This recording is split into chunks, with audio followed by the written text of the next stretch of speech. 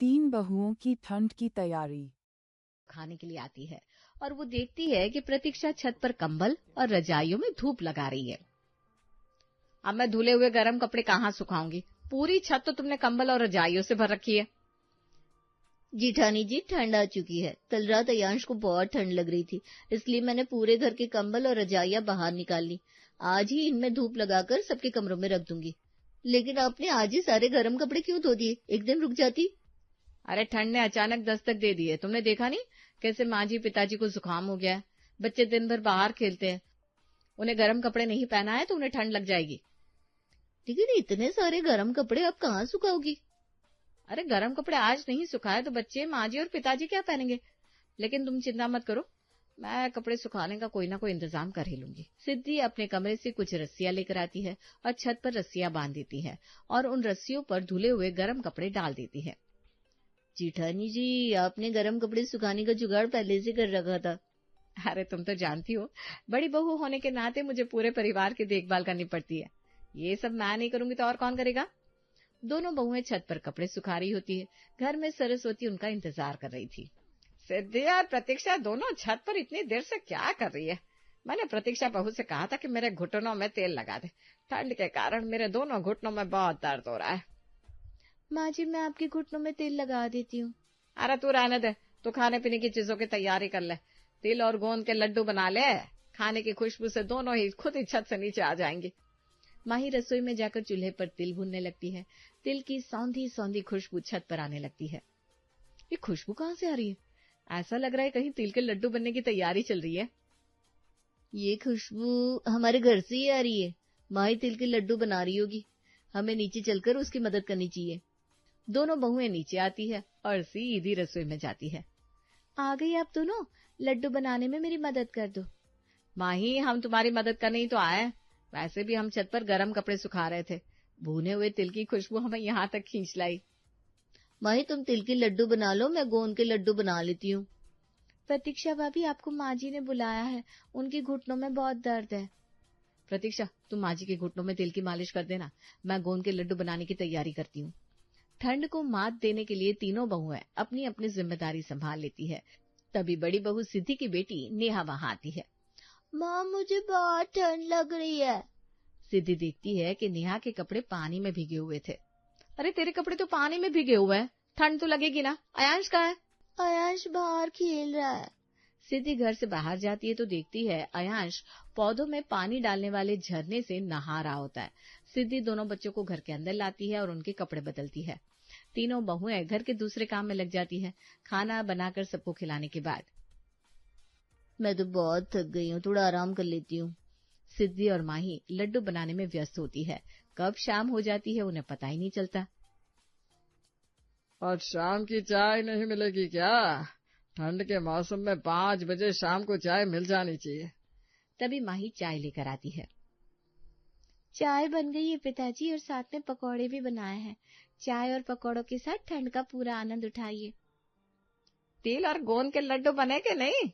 माँ जी, मैंने और सिद्धि भाभी ने मिलकर तिल और गोंद के लड्डू बना लिए हैं, लेकिन लड्डू के साथ चाय फीकी लगती ना, इसलिए मैं लड्डू लेकर नहीं आई।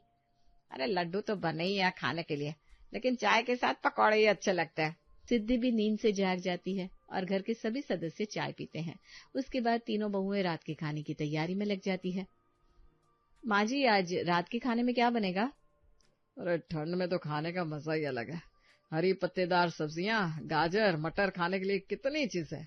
आज खाने में मटर की कचौड़ी और आलू की सब्जी बना लो, और मीठे में गाजर का हलवा बना लेना। बाजार में ताजे ताजे गाजर मिल रहे थे तो मैंने 2 किलो गाजर खरीद लिया है। ठीक है पिताजी। घर में जैसे ही ठंड की मौसम का स्वागत हो रहा था, तीनों बहुएं खाना बनाने लगती है। इन सब में कब रात हो जाती है किसी को पता ही नहीं चलता। सारे काम निपट जाने के बाद जब करके सारे लोग अपने अपने कमरे में सोने जाते हैं। माँ, मेरे मोजे कहाँ रखे हैं? मुझे मोजे पहना दो। तभी सिद्धि को याद आता है कि उसने छत पर कपड़े सुखाने के लिए डाले थे। सभी के स्वेटर, मोजे, टोपियां, दस्ताने तो छत पर ही रह गए। अरे सारे कपड़े वापस से गीले हो गए होंगे। उसी समय सरस्वती आवाज लगाती है, प्रेरणा बहू, मेरा कंबल तो ला दे। कंबल और रजाइयां तो छत पर ही रह गई। अब तक तो वे ओस की बूंदों से गीली भी हो गई होंगी। दोनों बहुएं छत की ओर भागती है और देखती है कि सच में सारे गर्म कपड़े, कंबल और रजाइयां ओस के कारण गीली हो गई थी। सिद्धि भाभी, अब हम क्या करेंगे? माँ जी को क्या जवाब देंगे? अगर उन्होंने कंबल नहीं ओढ़ी तो उन्हें ठंड लग जाएगी। मुझे तो कुछ समझ में नहीं आ रहा प्रेरणा कि मैं क्या करूं। घर के काम में हम सारा दिन ऐसे उलझे रहे कि गर्म कपड़े, कंबल और रजाइयों का ध्यान ही नहीं रहा। अब माँ जी को तो सच बताना ही होगा। हाँ, अब वही कोई रास्ता निकालेंगी। दोनों बहुएं गीले कपड़े, कंबल और रजाइयां लेकर छत से नीचे आती हैं। प्रेरणा बहू, ला मुझे कंबल दे दे बेटा। प्रेरणा बहुत घबरा जाती है। माँ जी, वो कंबल ना उसके कारण गीली हो गई है, मुझसे गलती हो गई माँ जी। अरे इसमें इतना परेशान होने की क्या जरूरत है? मैंने बेड के नीचे और कंबल रखे हैं, उन्हें निकाल ले। प्रेरणा सरस्वती का बेड खोलती है जिसके अंदर 2 कंबल रखे थे। माँ जी, इसमें 2 ही कंबल है, इसमें आपका, पिताजी और दोनों बच्चों का काम कैसे चलेगा? माँ जी, हम तो आज बिना कंबल के काम चला लेंगे, लेकिन 2 कंबल में 4 लोगों का काम कैसे चलेगा? बहू, एक कंबल मैं और अयांश ले लेंगे और दूसरे कंबल में सरस्वती और नेहा सो लेंगे। हाँ, ये सही रहेगा। इससे 2 कंबल में 4 लोगों का काम भी हो जाएगा। दूसरे दिन दोनों बहुएं सिद्धि और प्रेरणा छत पर बैठकर कपड़े, कंबल और रजाइयों में धूप लगाती है। आज फिर दोनों गायब है। सिद्धि और प्रेरणा कहाँ चली गई दोनों? माँ जी, वो कल उसकी वजह से गर्म कपड़े, रजाइयां और कंबल गीली हो गई थी ना, इसलिए आज दोनों छत पर उन्हें सुखा रही हैं। माही का पति तरुण जोर जोर से खांस रहा था। आपको इतनी खांसी हो रही है, मैं पानी गर्म कर देती हूँ, गरारे कर लीजिए, आपको आराम मिलेगा। माही तरुण को पानी गर्म करके देती है, जिसे गरारे करने के बाद तरुण को थोड़ा आराम मिलता है। जिसके बाद माही उसके लिए अदरक का रस निकालकर उसमें शहद मिलाकर उसे खाने के लिए देती है। ये लीजिए। ये क्या है माही? ये देसी दवाई है, इसे खाने से आपकी खांसी जल्दी ठीक हो जाएगी। तरुण माही की बनाई हुई देसी दवाई खाता है। घर के सभी लोग तिल और गोंद के बने लड्डू भी खाते हैं। कुछ देर बाद, तुम तीनों ने ठंड से लड़ने का काफी इंतजाम कर लिया है।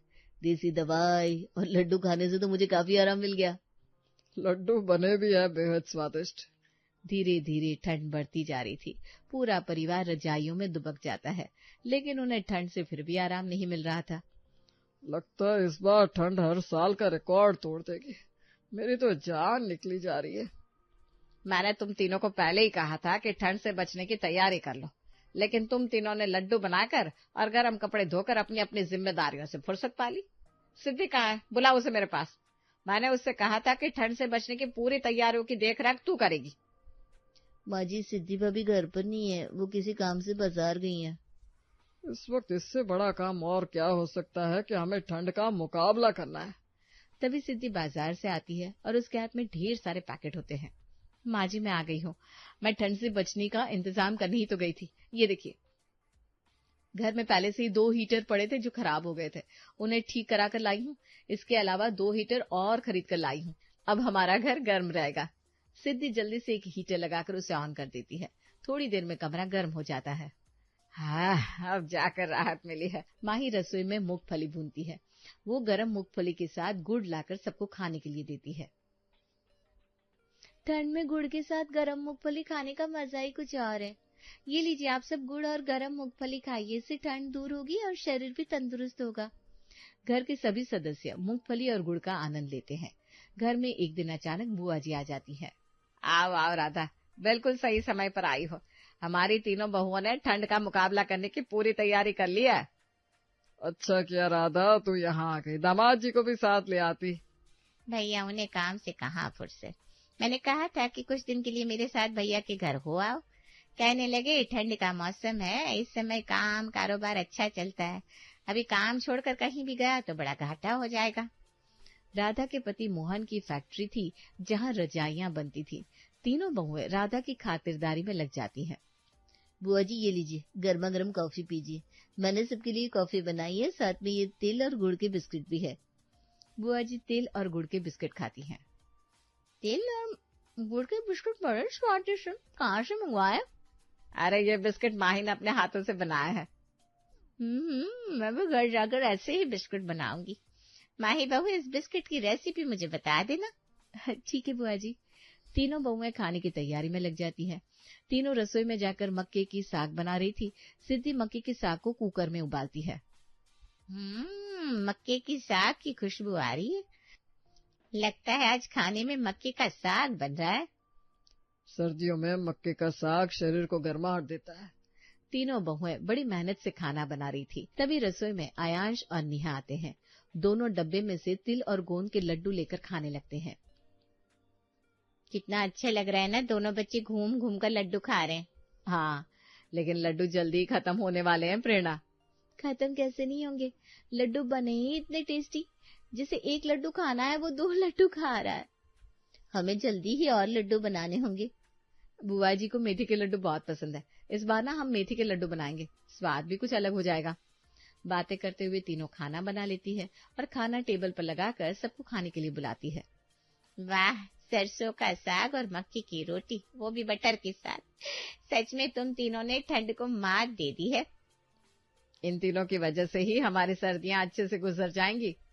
लेकिन दूसरे ही दिन बुआ जी की शॉल में एक छेद हो जाती है। मैं भी ये देखना, मेरी शॉल फट गई। ऐसा लग रहा है चूहे ने काट दिया है। क्या हमारे घर में चूहा? सारे गर्म कपड़ों को संभाल कर रखना होगा। सिद्धि सारे गर्म कपड़ों को संभाल कर रख देती है। बुआ जी जरा अपनी शॉल दिखाना। ये देख बहू। प्रेरणा शॉल को देखती है। इसे तो सच में चूहे ने काट दिया है। मैं आज शाम को बाजार जाकर बुआ जी के लिए नई शॉल ला दूंगी। प्रेरणा अपने कमरे में चली जाती है। सभी लोग अपने अपने काम में व्यस्त हो जाते हैं। रात के खाने का वक्त होता है। घर के सभी सदस्य खाना खा रहे थे, लेकिन प्रेरणा कहीं दिखाई नहीं देती। अरे प्रेरणा बहू कहीं दिखाई नहीं दे रही। पता नहीं कहाँ चली गई। खाना भी मैंने और माही ने मिलकर बनाया है। उसी समय प्रेरणा अपने कमरे से बाहर आती है। उसके हाथ में एक बेहद खूबसूरत नई शॉल होती है। मैंने बुआ जी के लिए नई शॉल बनाई है। प्रेरणा बुआ जी को नई शॉल दिखाती है। ये शॉल तो बहुत सुंदर है, लेकिन तूने इतनी जल्दी कैसे बना ली? बुआ जी, मैंने स्वेटर, शॉल, मोजे, टोपियां सब कुछ बनाना सीखा है। पिछली सर्दियों में बच्चों के लिए मोजे, टोपियां, दस्ताने सब प्रेरणा बहू ने ही बनाए थे। मेरे पास ना पिछली सर्दियों के कुछ ऊन रखे थे, जिससे मैंने बुआ जी के लिए शॉल बना दी। प्रेरणा बुआ जी को शॉल देती है। बुआ जी शॉल पाकर बहुत खुश होती हैं। एक दिन तीनों बहुएं डिसाइड करती है कि आज बाहर घूमने चलते हैं और खाना भी बाहर खाएंगे। सिद्धि भाभी, आज दिन बहुत अच्छा है, बाहर खिली खिली धूप है, क्यों ना आज हम सभी बाहर घूमने चले। हाँ, रोज तो घना कोहरा होता है, लेकिन आज सूरज अपनी गर्मी दिखा रहा है। बाहर चलते हैं, माँ, पिताजी और बुआ जी का मन भी बहल जाएगा। तुम दोनों को तो पता है ना, माँ जी पिताजी बाहर का खाना नहीं खाते, उनका हाजमा बिगड़ जाता है। हम खाने का सामान घर से बनाकर ले चलते हैं। तीनों बहुएं खाना बनाने की तैयारी करती है। सिद्धि मिक्स वेजिटेबल सूप बनाती है। प्रेरणा गरम कचौरियां और नारियल मूंगफली की चटनी बनाती है। मैंने गुड़ और बादाम की पट्टियां, मूंगफली और घर के बने हुए मेथी के लड्डू रख लिए हैं। वे खाने का सामान डब्बों में पैक कर लेती है और पूरे परिवार को लेकर पिकनिक मनाने जाती है। बच्चे भी पिकनिक पर आकर बड़े खुश होते हैं। वाह, यहाँ कितनी हरी हरी घास है, इस पर खेलने में कितना मजा आएगा। आयाश, हम यहाँ फुटबॉल खेलेंगे। दोनों बच्चे खा पी कर फुटबॉल खेलने लगते हैं। बड़े भी उनका साथ देते हैं। ठंड के दिनों में शरीर को धूप लगना भी बहुत जरूरी होता है। मैं तो कहती हूँ सप्ताह में एक बार अपने परिवार के साथ ऐसी खुली जगह पर जरूर आना चाहिए। सब लोग एक साथ मिल बैठकर बातें भी कर लेंगे और एंजॉय भी हो जाएगा। बुआ जी ठीक कह रही है, अब सर्दियों तक हम हर संडे यहाँ आया करेंगे। अरे गर्मियों में तो इतनी तेज धूप होती है कि घर से बाहर निकलना ही मुश्किल हो जाता है। इस तरह से पिकनिक मनाने और परिवार के साथ आनंद लेने का मजा सर्दियों में ही है। भला हो सर्दियों का, हम सर्दियों में इकट्ठे तो हो जाते हैं, वरना बाकी दिनों में सबको अपने अपने काम से फुर्सत ही नहीं मिलती। शाम ढलने से पहले पूरा परिवार पिकनिक बनाकर वापस लौट जाता है। दिन भर थका हुआ होने के कारण पूरा परिवार जल्दी सो भी जाता है। हंसते खेलते दिसंबर का महीना बीत जाता है, लेकिन सर्दियों की असली परीक्षा तो अभी बाकी होती है। जनवरी का महीना आते ही जब सूरज बादलों की ओर से बाहर निकलने को राजी नहीं होता है और कई दिनों से लगातार बारिश होने लगती है। कई दिनों से लगातार बारिश होने के कारण ठंड बहुत बढ़ गई है। घर से बाहर निकलने का मन ही नहीं करता। हाँ भैया, और तो और ऐसा लग रहा है जैसे पूरे घर के गीजर और हीटर काम ही नहीं कर रहे। बारिश के कारण छत पर कपड़े सुखाने की दिक्कत भी हो रही है। खिड़की दरवाजों से होकर घर के अंदर बर्फीली हवा आ रही थी। ये बर्फीली हवा कहीं हमारी जान ना निकाल दे। बच्चों की तबीयत बिगड़ गई तो ऐसे मौसम में डॉक्टर के पास जाना भी मुश्किल हो जाएगा। माँ जी, मैं घर की सारी खिड़की दरवाजे बंद कर देती हूँ। प्रेरणा घर के सारे खिड़की दरवाजे बंद कर देती है। उसके बाद भी पूरे परिवार को ठंड से राहत नहीं मिलती। मुझे तो बहुत ठंड लग रही है भाई। बारिश के कारण हमारा घर बहुत ठंडा हो गया है। दादाजी, बाहर बर्फ की बारिश हो रही है। क्या बाहर बर्फबारी हो रही है? तभी मैं कहूँ ठंड इतनी क्यों लग रही है। बच्चों, तुम घर से बाहर मत जाना, ये मौसम बहुत खतरनाक होता है। कुणाल बेटे, 2-4 हीटर और खरीद कर लिया, कम से कम घर गर्म तो हो जाएगा। यहाँ तो कंबल रजाई से काम ही नहीं चल रहा। ठंड से हाथ पैर जाम हो गए। ऐसा लग रहा है जैसे पुराने हीटरों को ठंड लग गई है। बिजली का बिल क्यों बढ़ाना चाहते हो? जितने हीटर चलेंगे बिजली का बिल भी तो उतना ही आएगा। माँ जी, पिताजी, अब बिजली का बिल नहीं बढ़ेगा। अगर बिजली चली भी गई तो भी आप लोगों को ठंड नहीं लगेगी। सिद्धि अपने हाथों में अंगीठी लेकर आती है जिसके अंदर लकड़ियां जल रही थी। वो कमरे में अंगीठी रख देती है जिससे थोड़ी देर में पूरा कमरा गर्म हो जाता है। बहू, अच्छा किया जो तू अंगीठी जलाकर ले आई। तूने हमें ठंड से बचा लिया। हमारी तो जान निकली जा रही थी। इस अंगीठी की वजह से हमारे शरीर में गर्मी के साथ साथ फुर्ती भी आ जाएगी। बुआ जी, ऐसी 3 और अंगीठी बनाकर मैं पूरे घर में रख दूंगी। ठंड किसी को छू भी नहीं पाएगी। पूरा परिवार अंगीठी के पास बैठ जाता है। बच्चे अंगीठी पर अपना अपना हाथ सेक रहे थे।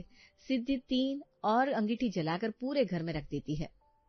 सरस्वती भाभी, आपकी बहुओं ने तो ठंड के मौसम से निपटने की पूरी तैयारी कर रखी है। खाने, पीने, पहनने, ओढ़ने से लेकर घर को गर्म रखने तक का सारा सामान मिनटों में हाजिर हो जाता है। तभी माँ ही वहां आती है। माँ जी, कई दिनों से हो रही बारिश के कारण घर में हरी सब्जियां नहीं आ सकी। पहले से रखी हुई सब्जियां खत्म हो चुकी है। आज खाने में क्या बनाऊं? हरी सब्जी नहीं है तो खाने में छोले और पूरियां बना ले। माँ जी, मैंने छोले भिगो कर नहीं रखे। माँ जी, रसोई में मिस्सी रोटी का आटा रखा है। इस बार ठंड में हमने एक बार भी मिस्सी रोटी नहीं खाई।